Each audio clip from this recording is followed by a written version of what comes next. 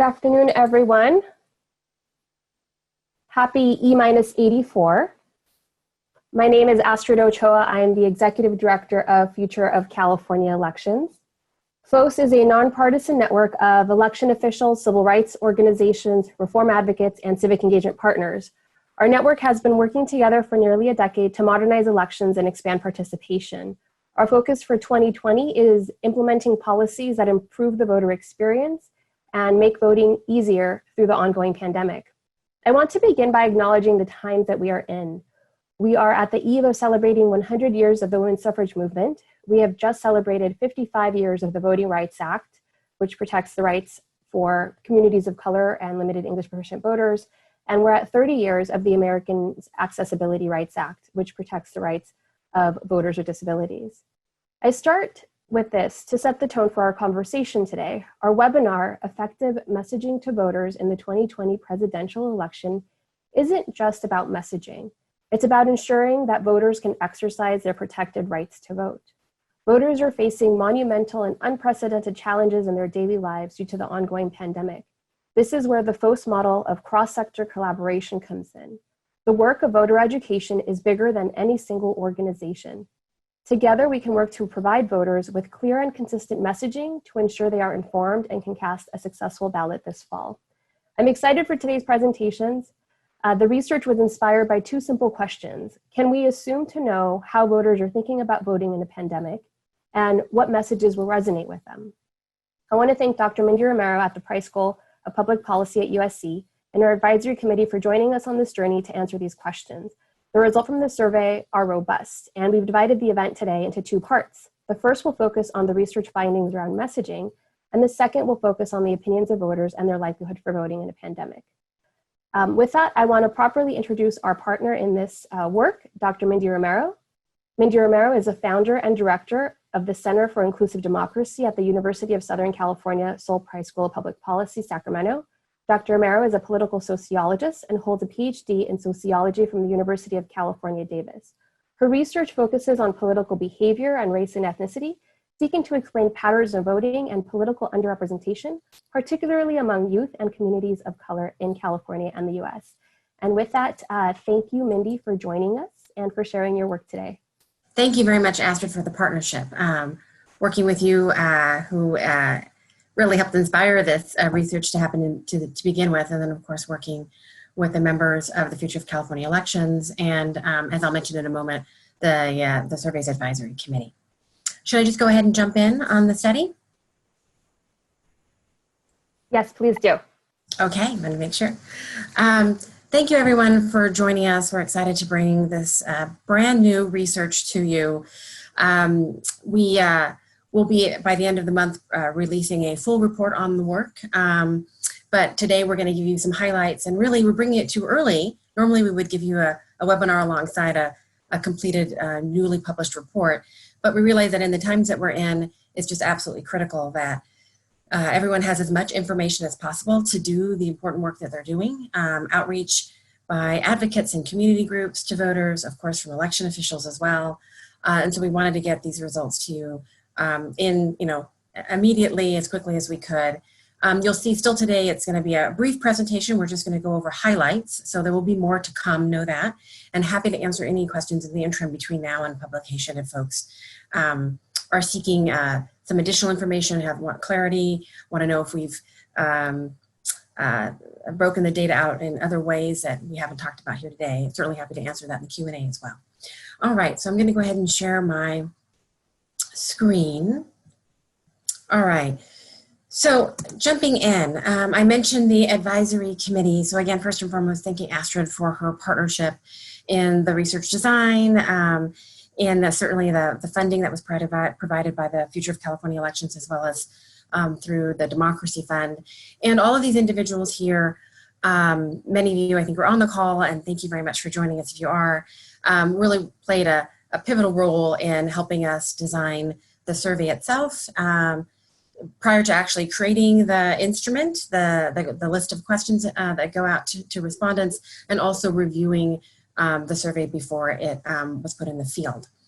So really important impact or on that work, and we wanted to make sure that, of course, the questions that we asked and the topics that we covered were kind of grounded in the questions that many of you are asking yourselves in terms of how to handle and approach your outreach, particularly now during this time of COVID.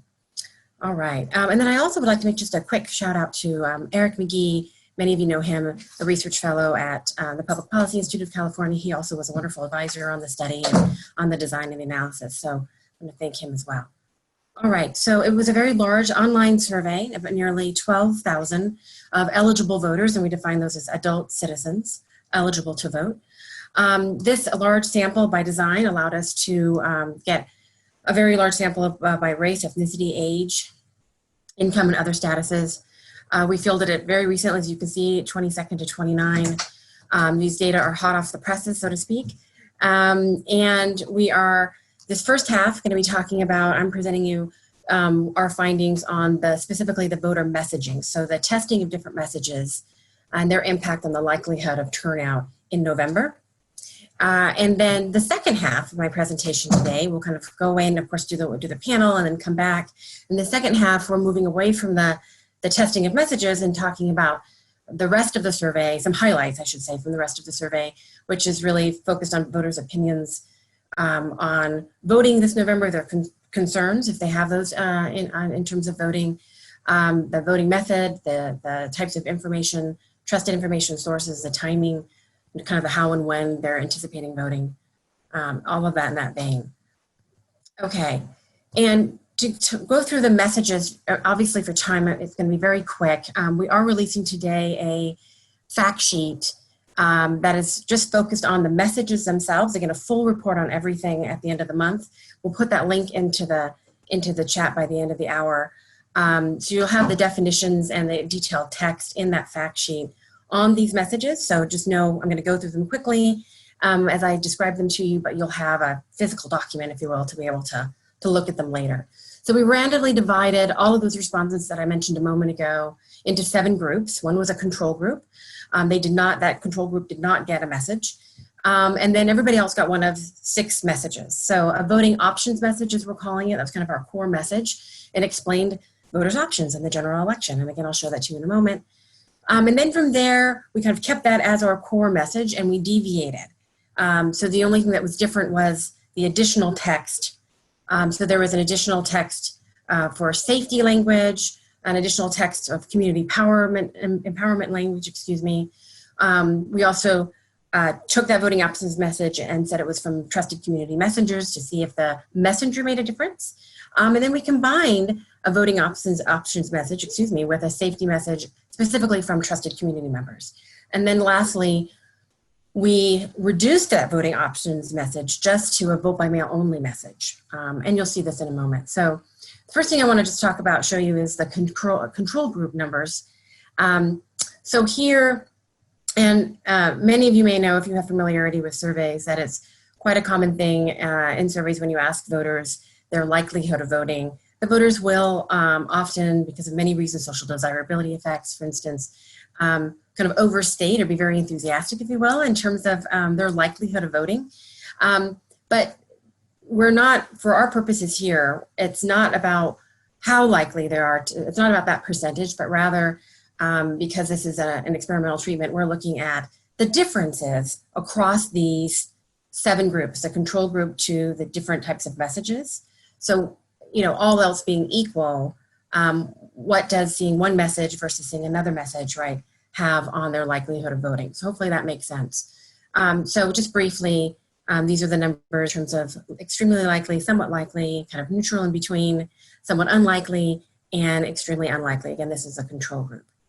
By race, ethnicity, and I won't really get into age today because of time, but there's really some interesting findings. Overall, the younger you go, particularly 18 to 24, the stated likelihood of voting or extremely likelihood of voting is much lower, and that's consistent with other surveys. But African Americans, you can see, is lower than the general group. That blue bar is at extremely likely, all the way up right to the far right. We looked at white being at 81.5%. Okay, so quickly here through the messages, this was our core message. So I will kind of articulate this. Voting is easier than ever before. You choose how and when to vote. every registered voter in California will automatically get a ballot in the mail, even if they didn't request one. You have 3 options to return your ballot. You can return it by mail, drop it off at a ballot drop box or voting location near you. You can also vote in person at a voting location starting the weekend before Election Day or through Election Day. So that's our core message. Again, one group got this. Then another group got that core message with safety language, kind of health and safety language added. And what I've done here, just because I'm not going to go through all of these right now because of time, just kind of underlined the elements that we added that were kind of health and safety related. So vote safe California, voting is safer than ever before. Then you get that core message still, and then a little bit about safe physical distancing and overall social distancing and health measures will be in place, right? Assuring voters that they will be in place. Voting options was an empowerment message, still the same core message, but kind of ending with the future is ours, to build by voting together. We have to work to do. The first step is to vote. We must vote for our families, vote for our communities, vote for our future. And again, what we're doing is testing if there's an impact, right, on the likelihood of voting across, depending on, I should say, the message that the respondents received. The trusted messenger. So we've got the same core voting options message, but here now we say that this is from a civil rights organization, right? So for many, a trusted messenger. Next, we combine that message with some safety language and also still say that it's from a trusted messenger. So again, for time, we'll move through here. And then the voting by mail only message, very similar language, but we're only talking about VBM and we're not talking about, right, being able to go to a vote center and vote in person. Okay, so messaging impact. What was the impact? So of the 6 messages the survey tested, again, we have the control as well. Those with the largest effect on voting are the core options message, and I'll show you a chart here in a moment. But that core voting options message, that very first one, and the version that's accompanied by community empowerment language. So adding in, like, this is for our vote, our future, our communities, also had a positive impact. The voting options message that had the added safety language did not have as large of a positive impact on the likelihood of voting as the other messages. And of course, this has been a question, I know, for many groups. You know, do we talk about safety? How do we talk about safety? The concern that safety could potentially, and I'm not saying that here, that this is the case, but the potential that safety could maybe highlight concerns or turn voters away. So that's why, for obvious reasons, why we included these messages in the survey. But the effect of the safety message was greater when it was delivered by a trusted messenger. So there's a lot going on in this chart, so forgive me. And you might see the screen sharing controls at the bottom are kind of blocking things, but this is just showing you all 6 messages and comparing that against the control. So again, the group that didn't get any message at all, how did these messages vary? So the likelihood of voting going up or going down when someone received one of these messages. Hopefully that's clear. So the voting options message, as you can see, both the extremely likely and the somewhat likely went up over the control. So the group that got this had higher. And we, in the kind of experimental treatment world, these may seem like small numbers, but these are actually significant for us in terms of identifying a difference. The vote by mail message, there was a positive and somewhat likely, but a decline in the extremely likely. I just take you for time all the way over to the community empowerment message, that's the 4th one in. You'll see also an increase in both the extremely likely and the somewhat likely, again, over the control, getting no message at all. And then the trusted messenger was kind of split. People moved into that somewhat likely category, but we also lost people out of the extremely likely. But when they got, and now I'm just taking you over to the far right, when they got that trusted messenger, when they got that safety message from a trusted messenger, the combination, right, you can see 3.6% higher, and these are percentage points, of course, higher than the control group. So back to the conclusion here, if you're thinking about a safety message, it did matter if it was delivered by a trusted messenger. And these are some differences by race, ethnicity as well. For time, I won't get into this. It's a little bit more time-consuming and a little bit more nuanced, but this is also in the fact sheet and it's important to see this, particularly for African Americans. There were some Asian Americans, some some differences to talk about here in terms of the messages versus the control group. But this particular chart is only focused on the voting options message. It's a little overwhelming to show you all the messages, so just focusing on the voting options messages is the difference over the control group. And you can see that for African American and Asian Americans. Okay.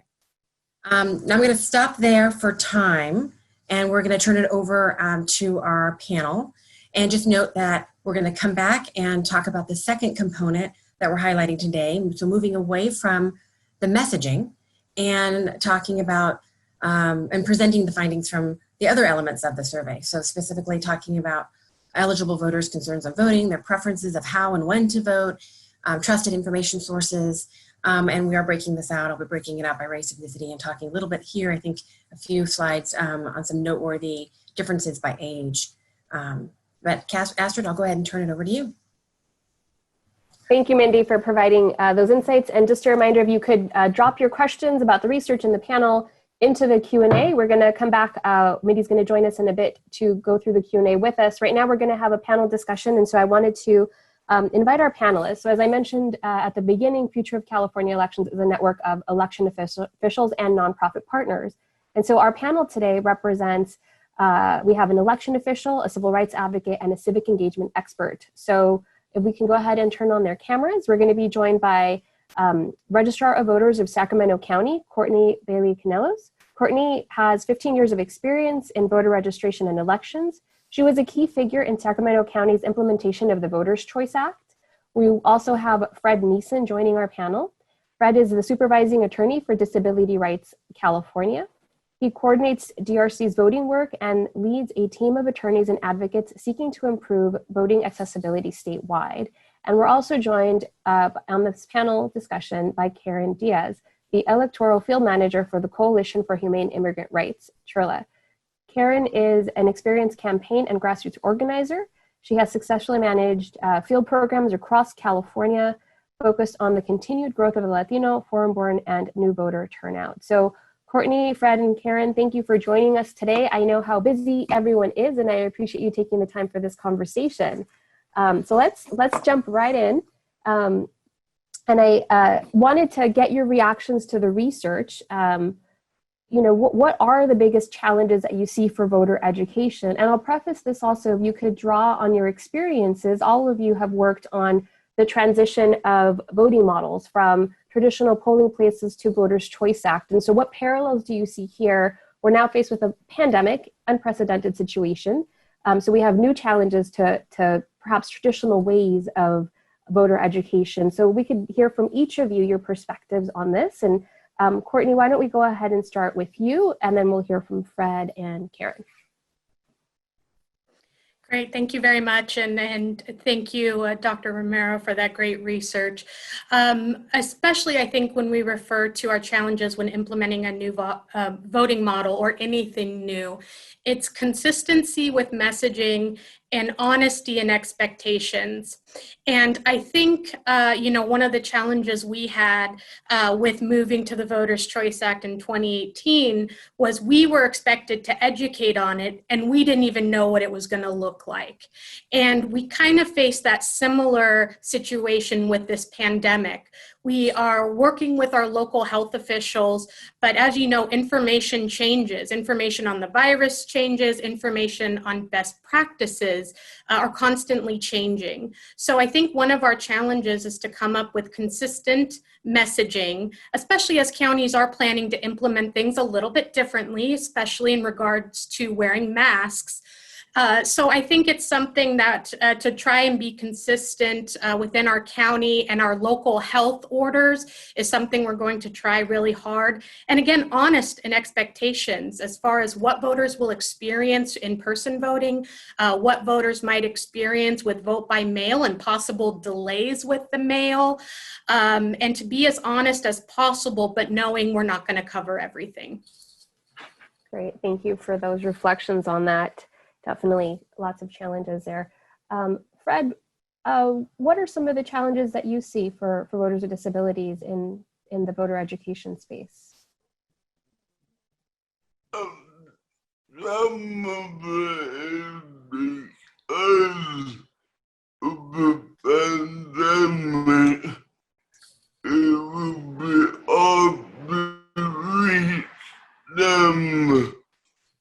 because a lot of people with disabilities don't have internet access. The Zoom call or WhatsApp that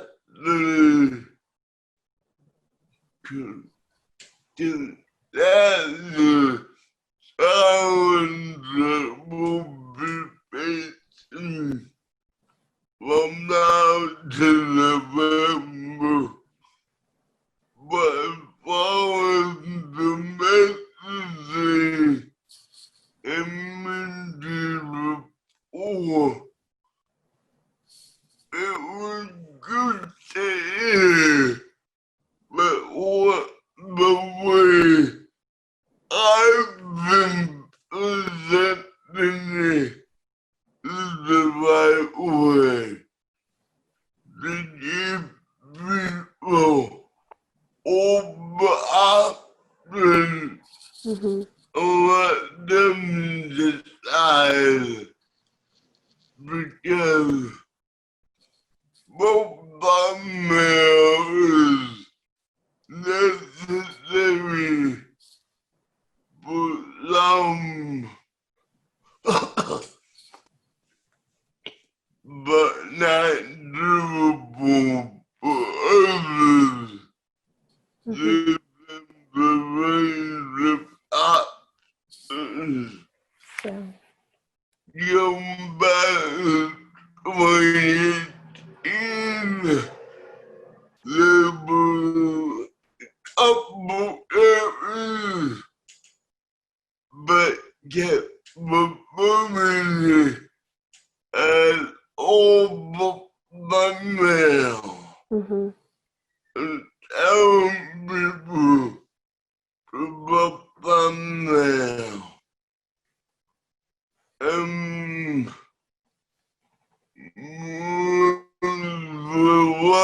Reluctant.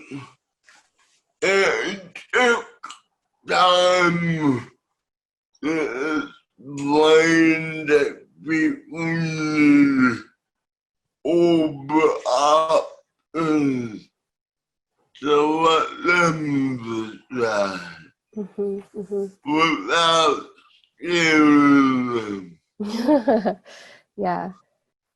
Yeah, that, and thank you, Fred, for those reflections. And there's a lot that you said there, especially this last part. Let them decide, give them all the options without scaring them, right? Because there is a component of fear where you are in a pandemic. Let's be honest about this, right? It's unprecedented. And so, Karen, what are you seeing in CHIRLA's network and the voters you reach out to? What are some of the challenges that you're seeing for public education, and how is CHIRLA addressing some of those? Yeah, thank you for inviting us, Astrid and Mindy, for your research. I think I was talking about it with my coworkers, and I think one of the biggest challenges that we're facing is that we feel that messaging is not made for Latino communities. We have voters at the statewide level, and messagings just differ from county to county. While something might look one way in Sacramento under BCA, we saw that it looked very differently in LA County for our voters and for our organizers. So many of us are left with the daunting task of deciding how are we going to translate these messages and these voting options. And even though there is an investment in trying to get information out to voters, we still have to play a major role in disseminating and translating that information into messages that are relatable and understandable at the same time to our community. So the way that we often try to overcome these barriers and these challenges is by having an integrated voter engagement approach. From here on out until election, we plan to call our voters, write letters to our voters, leave flyers behind. And I think a challenge is that we are not going to be able to have those face-to-face conversations, which we so often rely on, and that's something that we have gotten so good at over the past couple of years. So we're going to have to leverage our social media platforms and ensure that our entire organization is able to lift the voting options and that they truly understand them so that we can communicate it So while we're having legal clinics with them, we're having community organizing, we're able to share that. So I think for us, the research from the Center for Inclusive Democracy on messaging in time of COVID-19 just supports the fact that community-based organizations are trusted messengers. And over the years, CHIRLA has established a demonstrated history of being able to educate voters and just being that partner that can talk to infrequent voters, anyone who's over 18, U.S. citizen, foreign-born Latinos, regardless of party affiliation. And I think that's what the message supports. The county registers need to rely on organizations like CHIRLA to be able to get out the Latino vote. Yeah, thank you, Karen, for those perspectives. And so what we're hearing right now is, there's a lot to take in right now, right? Courtney, you kicked us off by sharing that we need to be honest about the voter expectations. Fred reminded us we also have to balance to not scare people away and make assumptions, And then Karen, you raised really important points about making sure that the messaging is tailored to the community, but as Fred said, also to the individual, because not all voters can vote by mail. Even as today on Zoom, not all voters have access to internet or technology, to Fred's point. So Courtney, can you talk to us a little bit about the voting options? I know I'm going a little bit off script, but I think it's important for people to have tangible options for voting. So how are election officials offering those options for the cycle? Yeah, and you bring up a good point that, I guess if you're a little too honest, you might scare some folks away. So you have to be careful about that. But I think, something that Voters' Choice Act counties experienced with things like lines and folks still waiting until the last day to vote. I think we've seen some trends there that we can use to let voters know you will experience lines if you choose to wait until the last day to vote or on election day. So, election officials, and I know I'm lucky I not only have brilliant staff, but I have brilliant election official neighbors. And we've been working on some joint messaging efforts and some great ideas to talk about vote by mail. And on the vote by mail side, we all are on pretty much the same page on consistency of what we're encouraging. Simple, safe, secure was something from Sutter County. Make your home your polling place from YOLO. San Joaquin, stay at home, vote at home. We're all pretty consistent in that. When it came to in-person though, that was something where each county, just in our conversations, really appeared to be different on what it looks like. As far as, yes, we're providing PPE. Yes, we're providing all the safety to protect our poll workers. Our big concern is handling masks and how to deal with those situations. And we're used to during presidential elections experiencing altercations anyways. During a pandemic, it's going to be tenfold. So how do we prepare our poll workers and our voters that there could be some scary situations that could possibly go viral.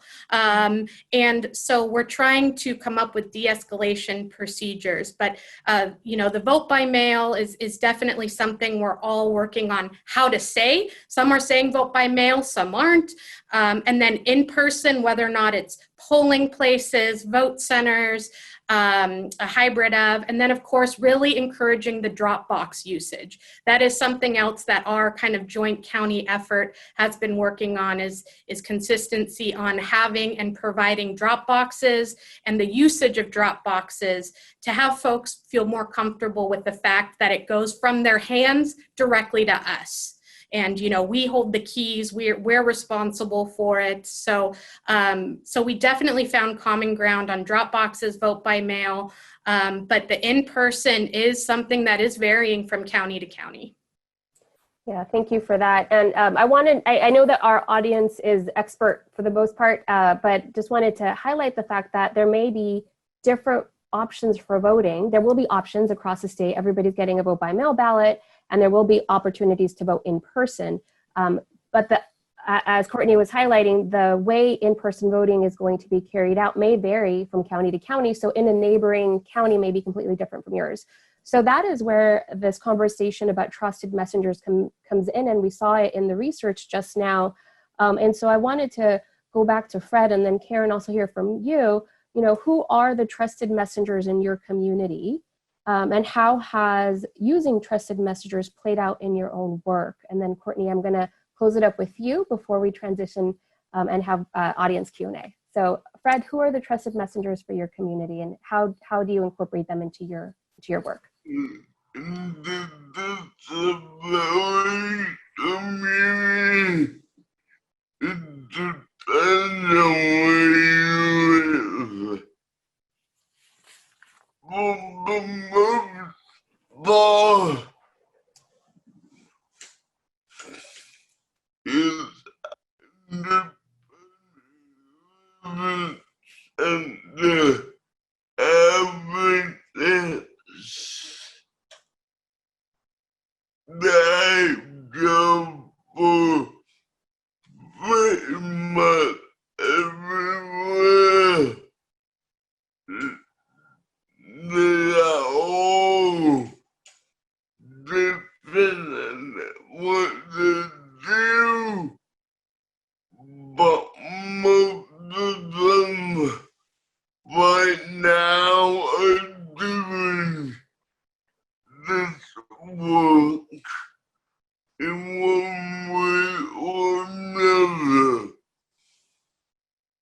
And that's the biggest people in other areas. It could be what it could be service providers who help them.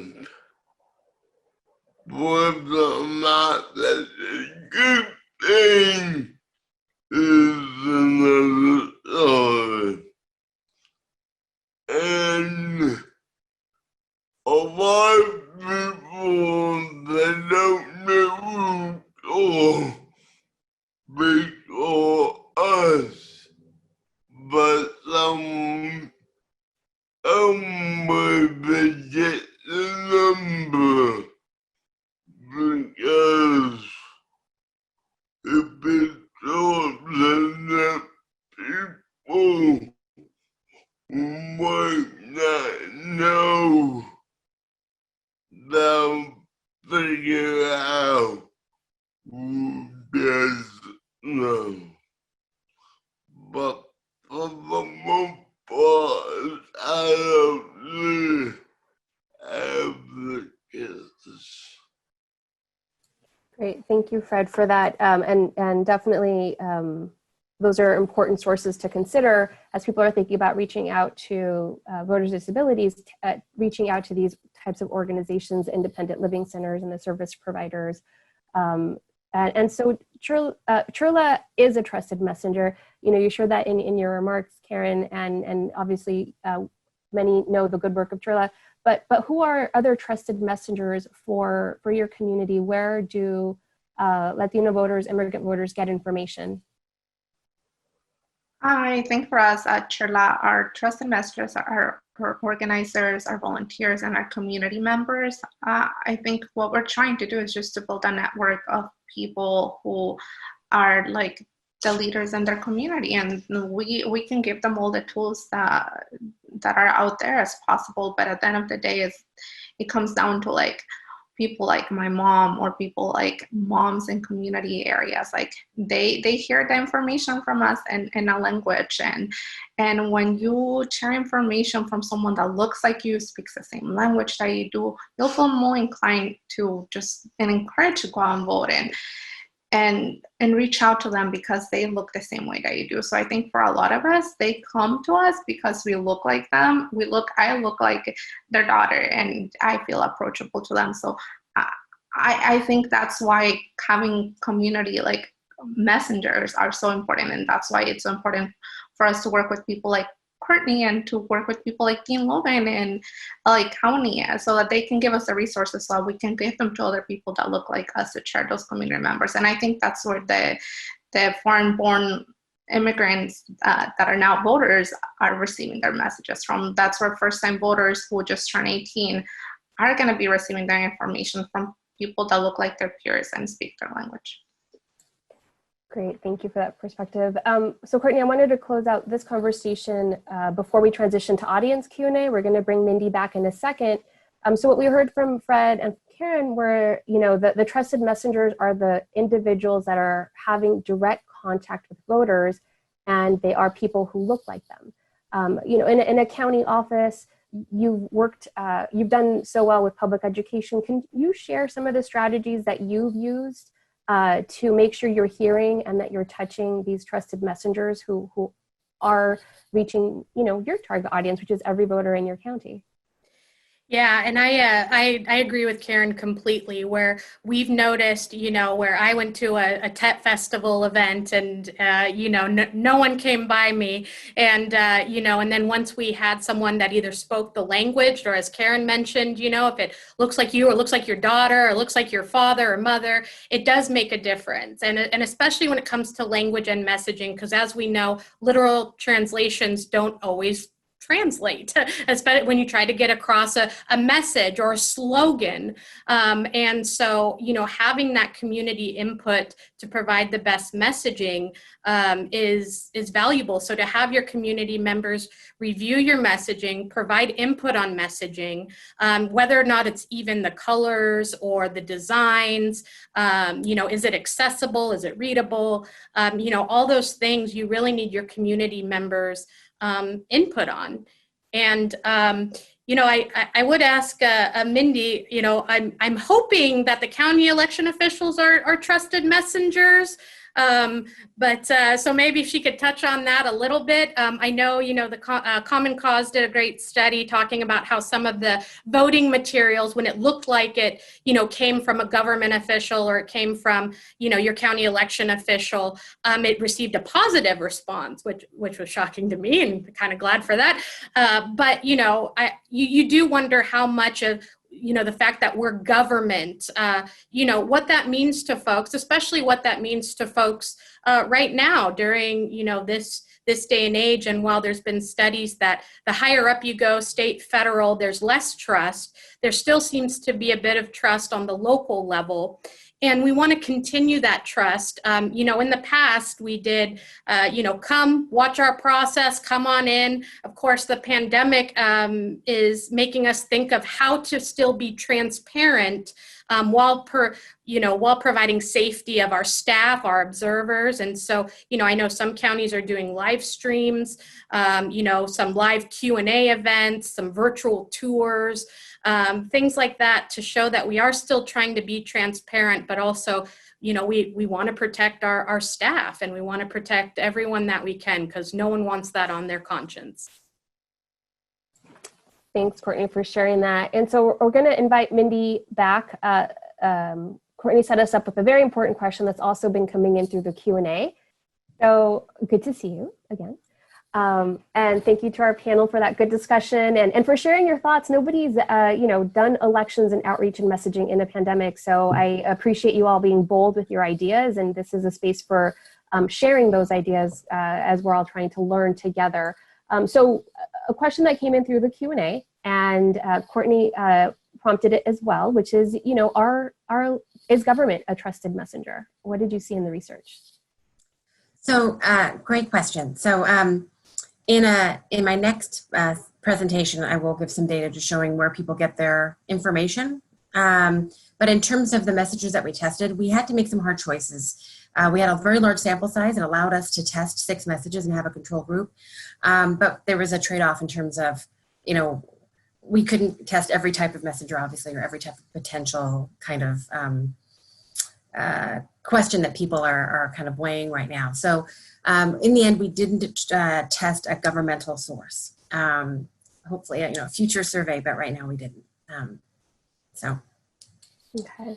That doesn't mean that doesn't mean to suggest in any way, shape, or form we think that would have less of an impact. But we had to, as I said, it was a bit of a trade-off for us in terms of making sure our committee and many other types of input we got. There's a lot of interest in understanding kind of the nuance around the safety question. So we made sure that we included two questions around that, or two treatments around that. Great. The other set of questions we have are around strategies for engaging college students and youth, and also wanting to know what the research showed. I know you're going to share demographics in a bit, but maybe you can drop a little bit here. So maybe Mindy, you can share the research a little bit, and then if our panel can share their thoughts on strategies for reaching youth and college students. Okay. Does that mean you want me to jump? Do you want to jump into the presentation then now? Oh no, Sorry. not yet. But maybe we can. Okay, so for that, so I misunderstood. We'll leave that as a teaser then. If you have a slide on it, I haven't seen the slides myself for the research, so I wanted to. I'm learning as we go. So we'll leave that as a teaser. We'll look at the data for youth and college students. But how about strategies? If our panel can speak to strategies for reaching youth and college students and what you're doing around that. Go ahead, Courtney. Okay. I was like, oh, I actually want to hear what Karen says about it. But, I think this has always been a struggle, whether it's during a pandemic or not. And of course, a pandemic with so many people, either that plan to be away and are home or vice versa, it continues to be a struggle. And so, what I've seen as far as the Secretary of State and other counties, really just making sure that you check your information and that you can claim your residence and have your ballot sent anywhere. And so we try to get that messaging out. And I think, the state, and I've seen some great examples from other counties that, really focus on the check your registration, make sure you're set. Are you ready to vote? And I think those messages, especially right now, I've seen them, though I guess kind of I'm in the elections world, so I probably am more exposed, but I've seen them quite a bit, and I think that's the great step to start. And then also, we have partnerships with our local university. We'll still have a vote center on campus, and they've provided some insight on what they're doing to help get the word out to their students. And again, I think from the students' perspective, to hear from the schools on the best way on how to vote and what your voting options are has been pretty effective. I think I'm going to add on to what Courtney was saying. So we have a college component and we have a high school component. And for us, when we talk about elections and getting the message on getting college students and youth voters, we make it part of our culture. So we don't just talk about elections every 4 years, or it's 10 weeks before election, it's time to start getting the message out. We make sure that if legislation is happening, right now we see a lot of things moving with election reform. We've been having these conversations on a daily basis with our community members, whether we have an internship that's related to immigrant rights, or we try to incorporate the voting message. And we make sure that, we train our high school students that are our leaders, because they're going to be the ones making fun TikToks, and they're going to be the ones sharing the social media posts. And, sometimes they ask me that they don't understand, or they don't know where to go find the information from the registrar's office. So I'm the one that passes on the information. But I think one big thing that registrars and governmental officials can do is they can simplify the information a little bit more, and maybe perhaps show it to a youth audience and ask them how this can be something that can be more fun. I know that when I first got into the electoral work, I didn't know how to find out that 29 days before election is when by mail ballots drop. So making sure that the websites and those resources that they know clearly so well how to use, that it's really easy for them to find that information. And hopefully that's what the research shows, that they're excited for voting. It should just be a lot easier for them to find that information. Great, thank you. And then Fred, would you add how to reach voters with disabilities that are youth? I know I've heard about the Disability Organizing Network, the DO Network. They always do a social media campaign. Any other recommendations for reaching college students and youth with disabilities? I would bring my website. Websites, yeah.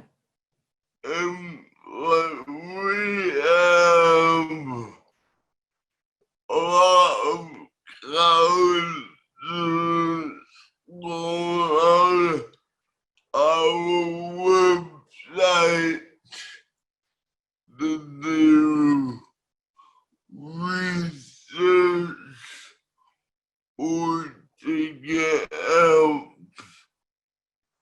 that we put information on our website and our social media. If you once they get the ballots, they will go on the county election office website, and they need to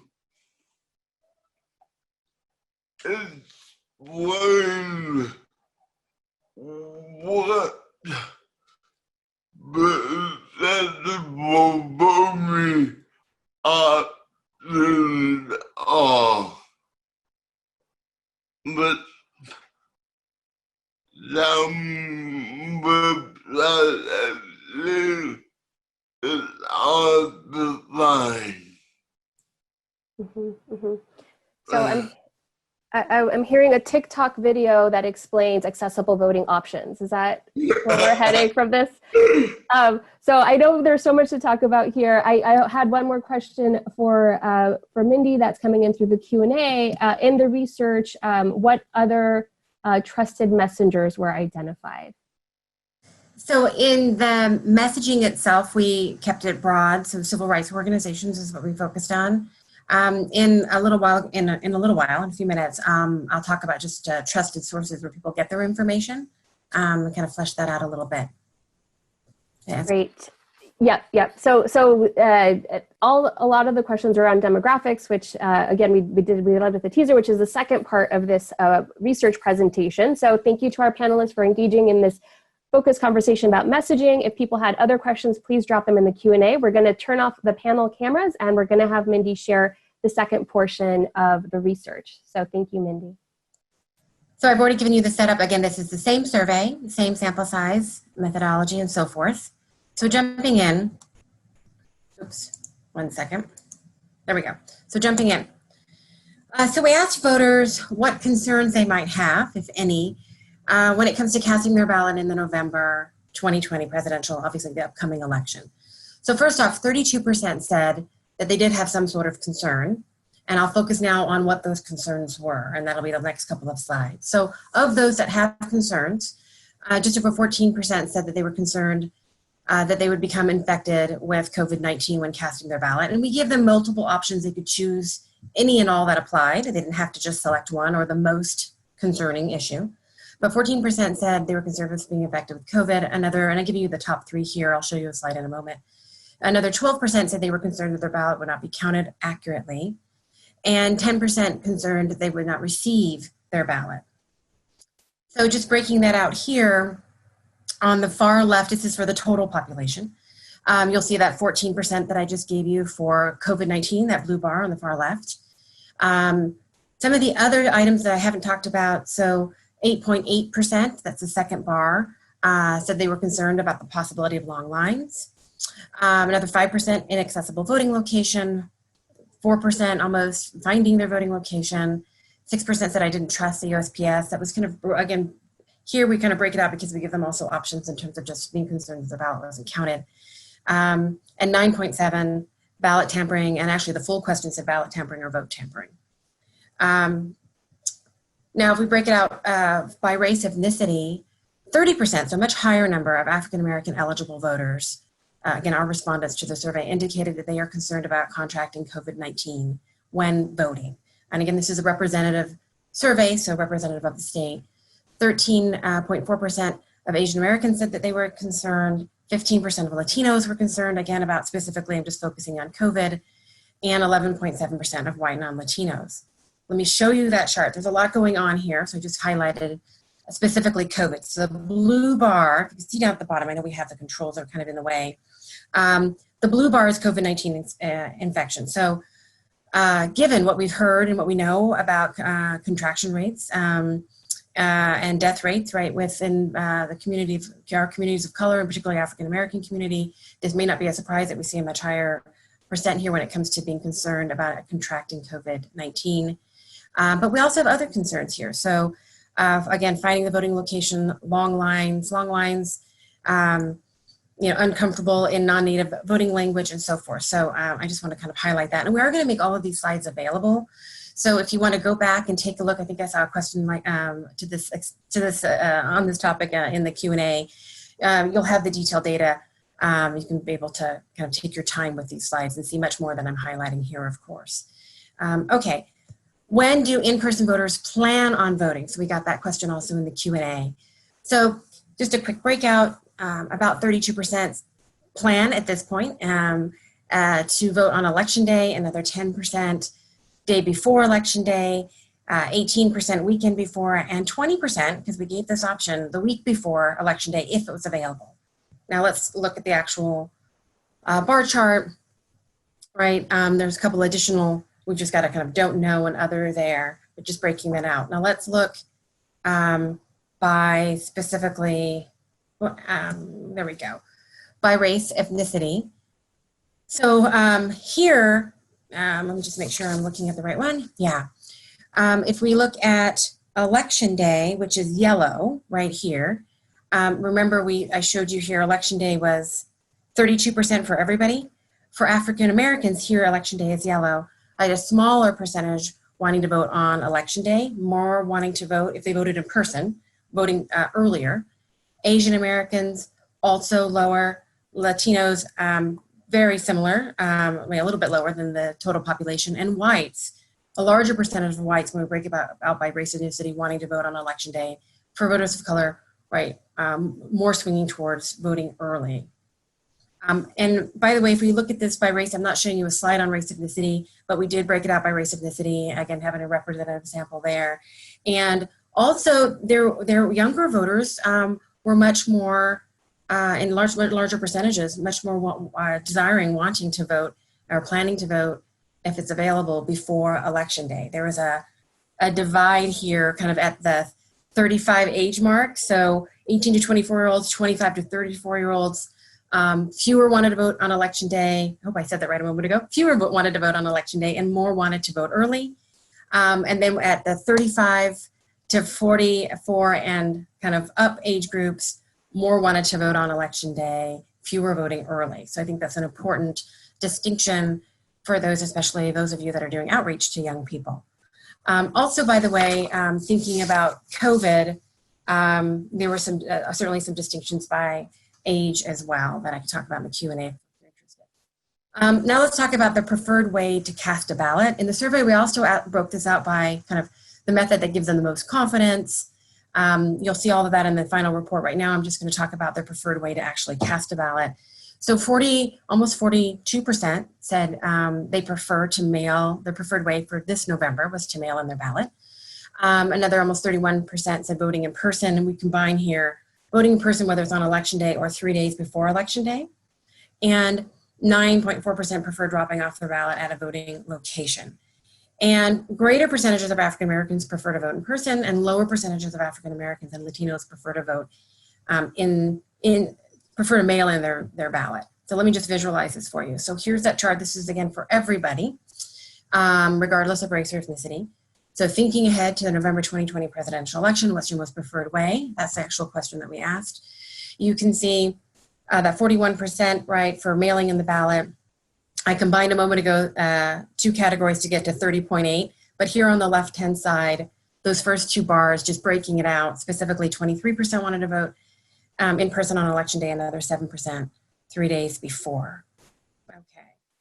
Now, if we break it out by race ethnicity, as I already kind of previewed, African Americans, a larger percentage, just wanting to vote actually, so again, compared to everybody, about 10 percentage points more wanting to vote in person, specifically on election day, and smaller percentage for both African Americans and Latinos wanting to vote in, through the mail, sending their ballot specifically through the mail. And again, we'll make these slides available because I know many of you will want to study the details here. Okay, and also, I'll address questions on age in the Q&A. We have a lot to get through. So there we go, moving on. Do you happen to know, next question, where to find information on the locations of where to vote in person in your community. So specific to voting in person, those locations. So first, 56% said yes, 17%, almost 18% said no. Let's break this out by, and we purposely, by the way, phrase it, do you happen to know, a little more casually to try to avoid social desirability effects. So in case you're wondering why it's worded that way. So African Americans, a larger percentage instead of 56, right? In that, looking at that blue bar, said yes, they happen to know where to find their locations. But a smaller percentage of Asian Americans, a slightly smaller percentage of Latinos said, compared to everybody, said that they know where to find those locations, and whites greater than the total average. Okay, let's move on here. Where do you typically turn for help with questions about registration or voting procedures? So this is a little broader. This isn't specific to just finding your in-person voting location. Just where do you turn for help, right? For registration, voting, for important election dates. And this is everybody here. So the County Voter Registration Information Guide, 33%. And again, this can be multiple, multiple options, multiple sources. We didn't make them pick one particular one. The county website, those are both right county generated tools. Vote by mail packet also received a high percentage. Call into my elections office, ads from community groups, 4.9, 10% for social media. Contacting specifically the voter contacting a community group was 3.3. Friends and family, 16.6. I'm just going to give you some larger numbers here. Now, if we look by, so really here, when we look at the total population, it's really skewed towards those kind of official governmental, right, county voter information resources, if you will. Breaking out by race, ethnicity, and there's a lot going on here, so forgive that. I'll just walk you through a little bit. We'll see some differences that'll pop out. So for the county information guide, if we just look at African Americans, that collection there on the far left, a higher percent, right, saying that they use the county information guide. If we look at the pink bar, right, which is friends and family, just want to take you back to everybody. Friends and family for everybody was 16.6%. If you see it there. Now let's go back to race, ethnicity. Looking at that pink bar, a little lower for African Americans, very similar for Asian Americans, higher for Latinos at almost 20%. So just calling that out there. And then contacting a community group, you may remember that was, or contacting specifically the voter contacting a community group was 3%. And here, if I can find it again, the gray is contact a community group. So about even with everybody for African Americans, a little bit lower for Asian Americans, about the same for Latinos, and a little bit lower for whites. Okay, so I'm gonna leave it there. I think what I'll just say a couple of things regarding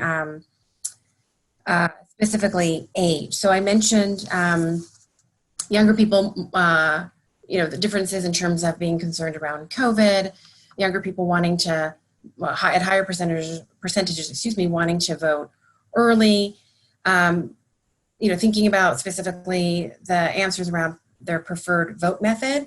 Also there we saw a divide between kind of older, younger. So this time the divide was at the 45 plus. So kind of everybody below, or at least the age groups below 45, had a different perspective when it came to voting in person versus voting by mail. It's not a surprise. So fewer younger people said that they wanted, or that they preferred to vote by mail. More older people at 45 plus said that they wanted to vote by mail. That's really consistent with previous research that we've done and others in California that has identified that vote by mail use is, particularly for 18 to 24-year-olds, much lower than older age groups. So again, in this election, we're still seeing those trends in the time of COVID. So I just wanted to point that out. And I think I will leave it there to see what questions I get. So Astrid, how do you want to handle the Q&A specifically? Thanks, Mindy. We're going to do another panel discussion to hear from our election expert, advocacy expert, and community expert. And we will also invite, there we go. So you're welcome to stay on this panel if you want. We're going to ask folks to please submit their questions on the Q&A. And if I can ask Fred and Courtney and Karen to join us back on. Great. So thank you, Mindy, for that presentation. I think people are always excited to get right into the details of how things break down. And as you said, there was a lot there. I think everybody was like leaning into their screen trying to see those details. So the link for the fact sheet has been dropped into the chat. So you can click on there to get a bigger view of those details. And I want to go ahead and just jump in. We have questions on the Q&A. I wanted to also just get the panel started thinking about the research shows that people plan to vote this November, most of them on election day, and as we saw, some variation for youth, which is exciting to hear. And from the work we saw around Voters' Choice Act counties, even when there are early voting opportunities, people largely still show up on election day. So how do we address that? You know, there's a lot of efforts wanting to encourage people to vote early, but human nature is as it is. I guess even in a pandemic, we're seeing that people still want to vote on that election day. So how are you all thinking about messaging on the voting options and encouraging that early voting? Is there a way to change voters' perspectives on when to vote?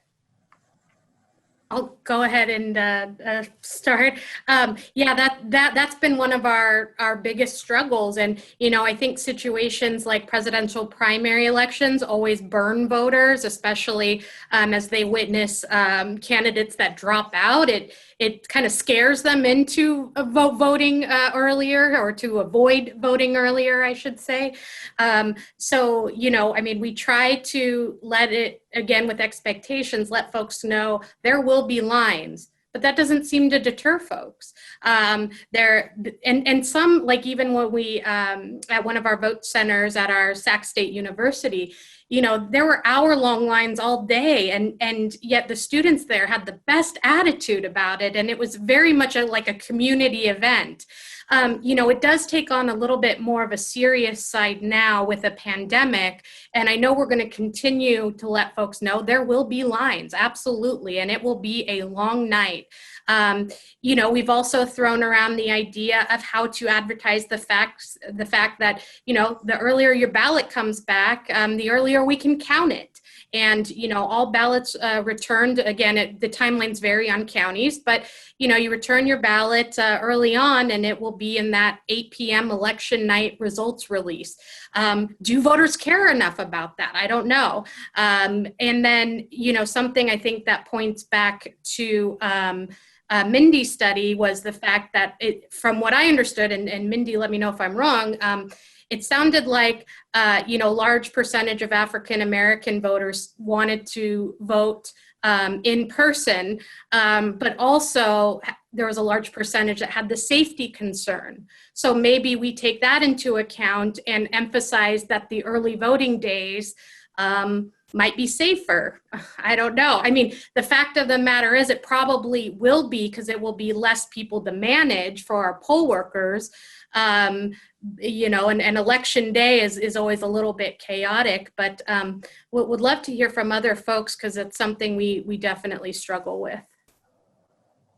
And actually, I'll just jump in on that, if I may, Courtney, since you referenced me. There's another study that I recently presented as a partnered webinar with the Future of California Elections back in May, and this was a study through a group called the New Electorate, which consists of a number of UC researchers and myself. And for those of you that saw this, it might ring a bell, but we did specifically ask about voters' comfort in waiting in line in person at a polling place or vote center. And when they knew, when they were asked a question, and then they were told again that there would be PPE put in place, social distancing put in place, their comfort level went up quite significantly across the board, across race, ethnicity, every group we looked at, in many cases close to 20 percentage points higher. And what we learned from that was, it wasn't just putting the safety measures in place, it was telling people that you put the safety measures in place, kind of reassuring them, and that should be a key component of the outreach and voter education process. So I just wanted to mention that work that we found as well. Yeah, thanks, Mindy. And yeah, everybody please jump in conversation. I'm moderator only to keep us organized, but jump in with questions for Mindy since she's on here.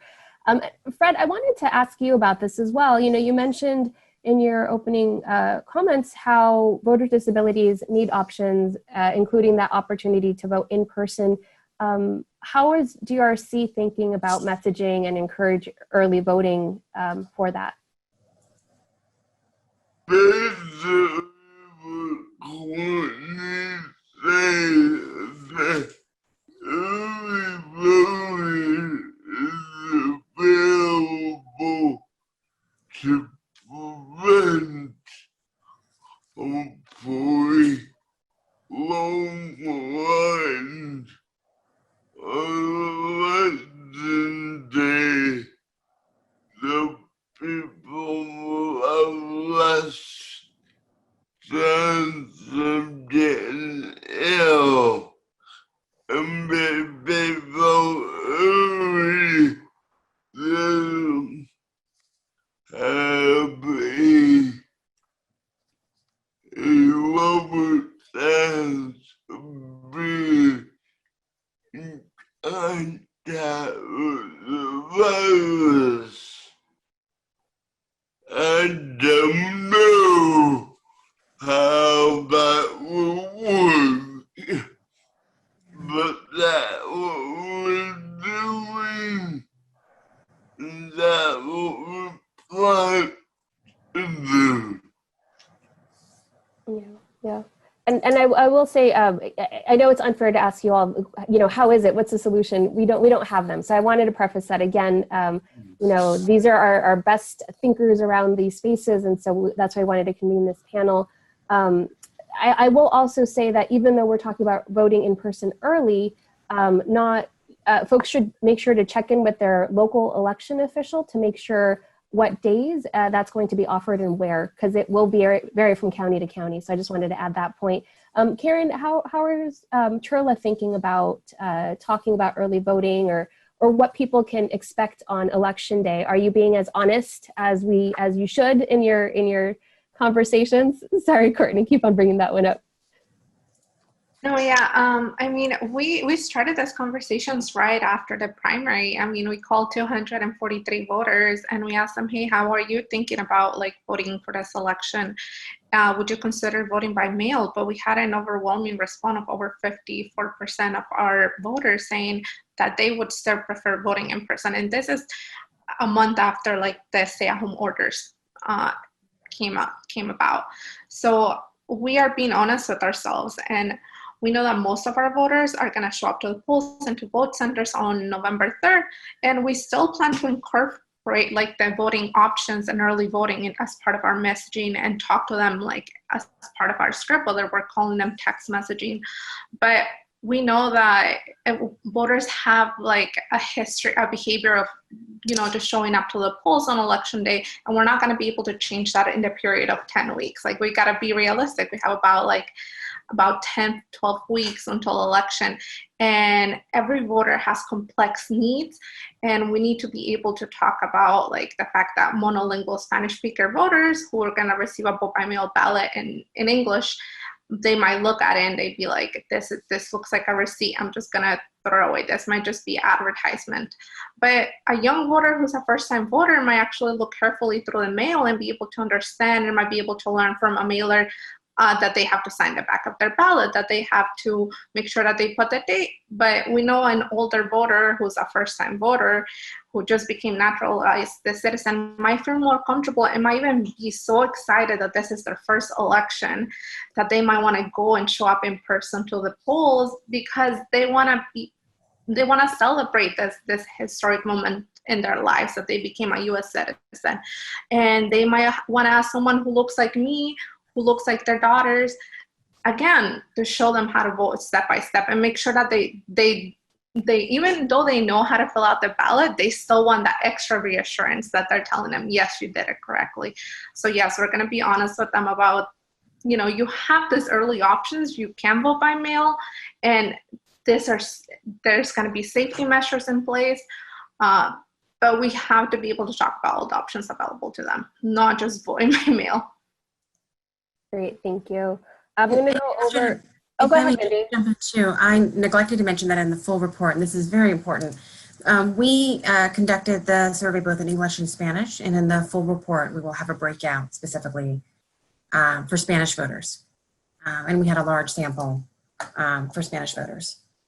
Great, thank you, Mindy. And that was one of the questions in the Q&A. So thanks for jumping in with that. And I didn't even see that, but. Yeah, so going back to the data,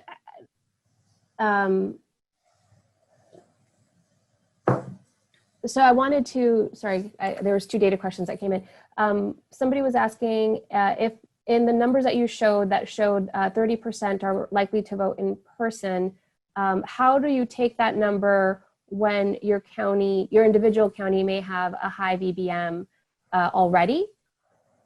So just trying to understand what the data showed and then people's own understanding of vote by mail rates in their own county, and how does somebody to balance those two? Yeah, no, that's a really important question. So the results that I'm showing today are at the state level, statewide level. So of course, in any of these questions, there would be at least some degree of variation, right, by county. And certainly we know, counties across the state have already, the voters or potential voters within them have different use around vote by mail, different familiarity around vote by mail. So what I'm presenting is just important is statewide. In our full report, we will break out the data at the very least for LA County, because we did have a large enough sample to do that. That was by design. We may also present it for Orange County and perhaps the Bay Area as a region. At least that was part of our initial intent. We will not be able to break it out by individual county just because the sample sizes will be too small. So, and that's, obviously a typical limitation in a statewide survey. We're fortunate to be able to break it out in the ways that we can because of the large, unusually large size. Great, thank you. So we talked a bit about in-person voting and how to talk to voters, perhaps about encouraging them to vote earlier or provide them honest talking points about voting on election day and what to expect. We had a couple of questions come in around vote by mail. And Courtney, a couple questions for you on this. Are there going to be drop boxes in the community college in Sacramento? So a very specific Sacramento question, but I thought it's always good to get information out for your constituents. Yeah, we're still working on confirming all of our locations. We are a little behind. We normally have most of our locations secured, but of course, there's some issues and security, safety concerns. There's also a lot of locations that we've used in the past for either drop boxes or vote centers. They're hosting food distribution sites, they're hosting COVID testing, they're hosting daycare, a lot of other services, important services that they're providing to the community, which unfortunately means for elections, they're not able to host. So we are struggling quite a bit, but if you have some contact information, let me know, but I believe we have reached out to our community colleges. I know at least one will be a vote center in November. We finally got the confirmation last week. So we are still definitely working on those. So any ideas, please let us know. Also, our goal is to find locations that even if for whatever reason we have to completely shut down or things change, we want to find locations that will continue to be open, grocery stores, pharmacies, that sort of thing. So we do want to kind of keep that in mind as well. Thank you. And so I wanted to raise that point because there's a lot of details to election administration when we talk about the voting options and setting those forward. So as Courtney just shared, election officials across the state are still developing their locations. Schools are not as available as they have been in the past. And also the drop-off boxes, those that are not permanent, are sometimes housed in libraries who now have like different hours and public spaces that people are accessing in different ways. So I wanted to have the panel talk a little bit about information. We saw in Mindy's research where voters go to get information. That was one of the survey questions. And election websites, election official websites, and the voter information guide are important sources. And so I I had this as a closer question, but I really think it's important to spend some time on this and hear from the panel their thoughts. How do we continue to improve information in official sources for voters with disabilities, for limited English proficient voters, and for voters in general? What are things that, that Karen, you would want election officials to know about making sure to have readable, accessible information on their website? Yeah, I think one good place to start is to know that the information is just not one size fits all. Like Courtney was saying at the beginning, it's like a lot of places are talking about like vote safe. But when we asked our community what vote safe means to them, they had the idea that it meant that there wasn't going to be any hacking in the elections. So like literal translations don't always necessarily translate. And I think that's one of the challenges that we gotta be really careful with the translations that we're using. And that's why we gotta create that space for community organization engagement. So invite other organizations, community-based organizations to be part of the conversation. I know we're in such a short timeline, but when community-based organizations are brought to the table, even to like 1 hour conversations, even spaces that already exist, and create that space for us to give input, we can better serve our communities because we know what they understand and we know what they need. And I think that's the best place to start, just like building that community, or like inviting high schoolers, helping us. Like if you need help finding like the high school group, the college group students who don't know about voting, and them giving you the opinion on what's best for voting, we can create a space for you to have those conversations with those group of people. And we're just here available to do everything that we can to make sure that our communities are educated. Thanks, Karen. And Fred, what would you want election officials to know about reaching voters this election cycle? What, you talked about accessible websites as one of the things that DRC has worked on in the past. What are things that you would prioritize for election officials? Not only accessible websites that have information about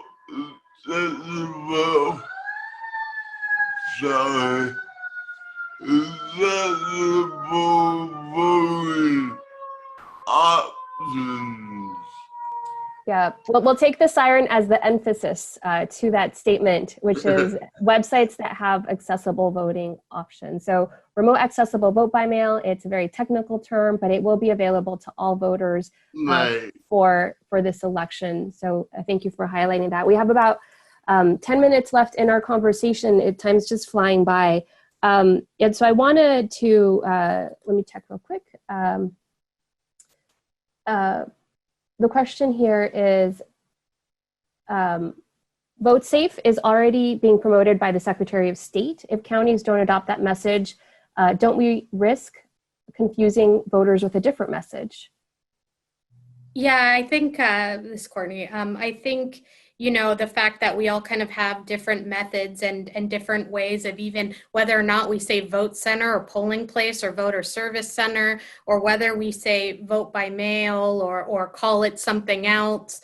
I think that's a struggle we all have. And, we kind of, with vote by mail, we have some of our neighbors that want to call it something different, but with all of our stuff that we've already published and translated and used for years, we want to be consistent. So I think, the goal is to be as consistent with your county messaging as you've done, and with terms that you've already used and adopted in your county, and then introduce some of those things, slowly. And as Karen said, get the community feedback on that. Say, hey, the state's working on this vote safe effort. Could it mean other things? Or is there another way we should translate it?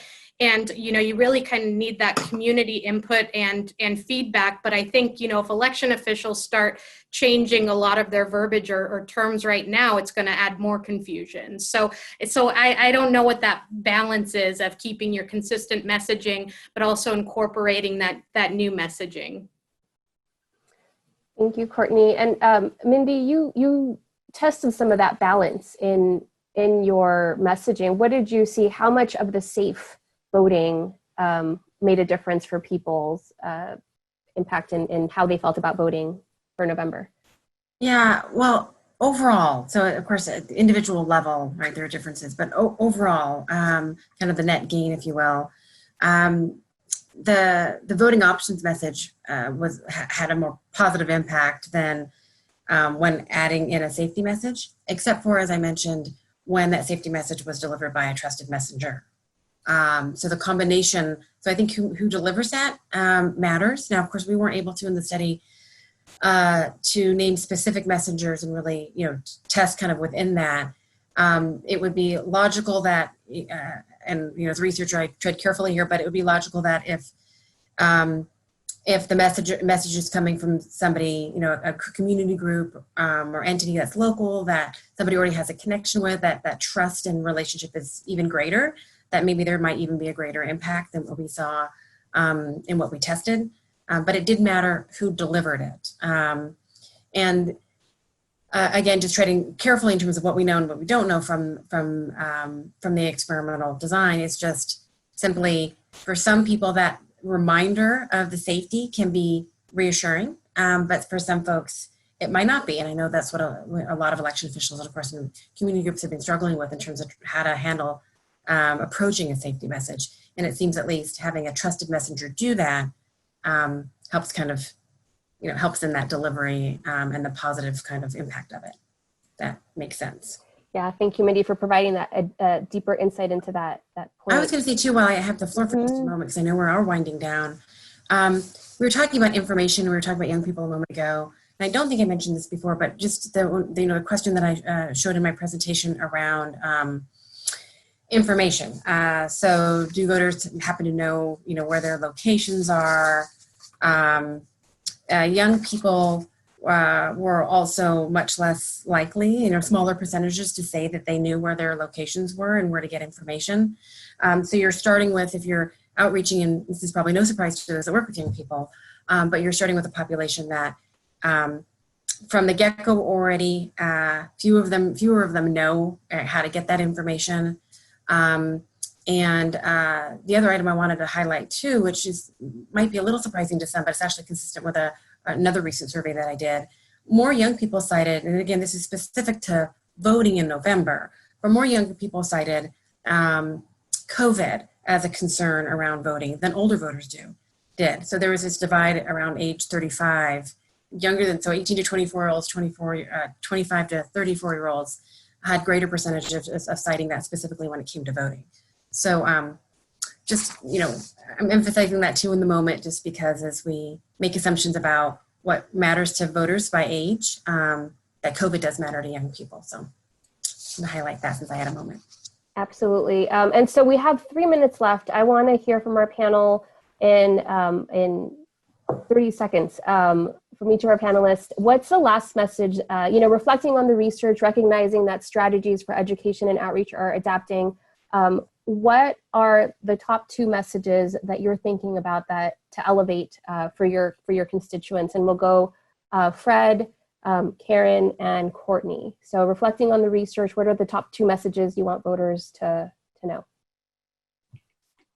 The first one is the beginning. These options, both Romero is probably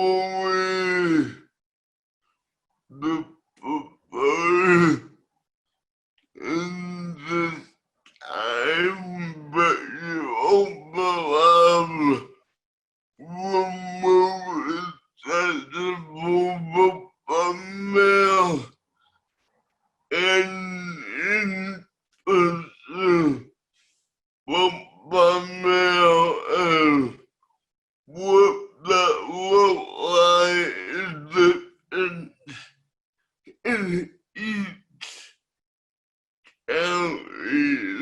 Some counties haven't decided that. Yep, Absolutely. So across the state, we will have vote by mail, but it will be different from county to county in terms of the in-person options. And also you can access the remote accessible vote by mail. I also want to highlight the fact sheet, the FAQ that FOS released today that explains some of the more technical and nuanced things there. And I wanted to go ahead and pass the mic to Karen as we wrap up as well. And Courtney, I do want to still hear from you. What are messages that reflecting on the research that you're thinking about lifting up, Karen, and then Courtney?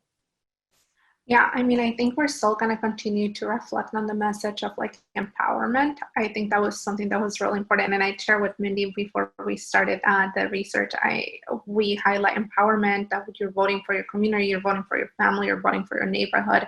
And for us, that we're an immigrant rights organization, for many of us, they're voting for a lot of community members who are not able to vote and use their voice. So that's going to be one of the message that we're going to continue to carry across, and that Mindy's research continues to support, and obviously the voting options. So while leveraging like the empowerment of our communities, leveraging all the voting options that they have available to them. And then to add on, I agree with Karen, that empowerment part was pretty powerful, actually. You know, we're going to continue to talk about vote by mail and the fact that, you know, California knows how to do it right. And you know, there's a lot of myths and misinformation out there, and to contact us for concerns on that. You know, with the layered security approach to making sure every ballot counts. And also be prepared. The fact, you know, it still sounds like a lot of folks are going to wait until election day, and that's fine. So what can we do? Well, let's encourage voters to bring their county voter information guide to help with check-in, especially since that will be difficult with folks wearing masks. Bring that county voter information guide, and if there's a sample ballot in there, fill it out ahead of time. There's a lot of propositions on that ballot. We have a lot of local measures as well. Hopefully Kim Alexander will do another proposition song, but do that work ahead of time so your time in the voting area is limited to protect your health and safety. Great, thank you to our panel for those last reflections on this important topic. We are at time. Mindy, I just want to thank you so much for this timely body of work. There's so much in the data, and I think everybody's anxious to see the report. The link for the fact sheet was dropped in today's chat, and please stay connected and we'll announce the final report. Mindy, any final reflections that you wanted to share? Just thank you again, Astrid. You and your team, as always, wonderful to work with. Thank you personally for your inspiration around the study and the partnership around the study. And of course, to the advisory committee members, and Fred and Karen are both a part of that, playing double duty today. So there is a lot more to come. The report actually will be quite large.